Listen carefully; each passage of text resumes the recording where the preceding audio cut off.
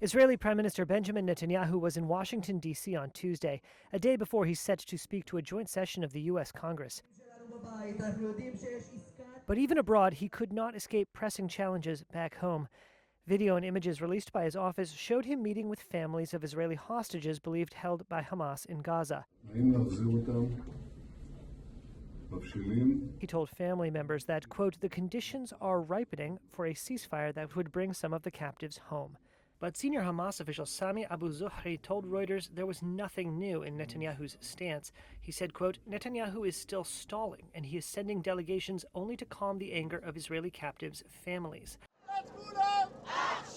That anger was on full display in the days before Netanyahu left for Washington. Mr. Netanyahu, this is not the time for a show trip.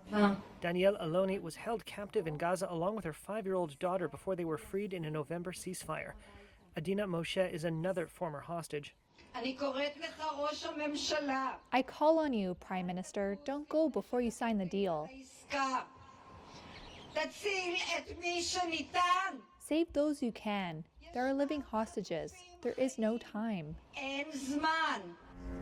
Hamas gunmen killed 1,200 people and took more than 200 captive in an October 7th rampage through Israeli communities, according to Israeli tallies.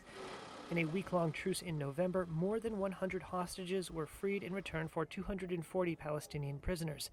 Hamas and other militants are still holding 120 captives, around a third of whom have been declared dead by Israeli authorities.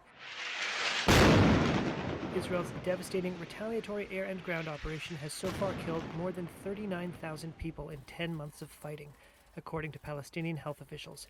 Netanyahu's visit comes amid a renewed push by Israeli forces in Khan Yunis. Israel called on civilians to again evacuate the city.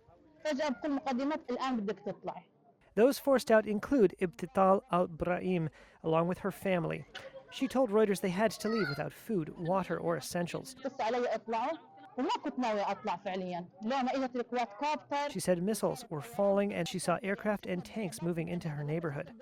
Months of efforts mediated by Egypt and Qatar to reach a new ceasefire in the war between Israel and Hamas gained momentum in recent weeks under a proposal outlined by U.S. President Joe Biden in May. An Israeli negotiation team was due on Thursday to resume talks that would include hostages being released in return for Palestinian prisoners held in Israeli jails.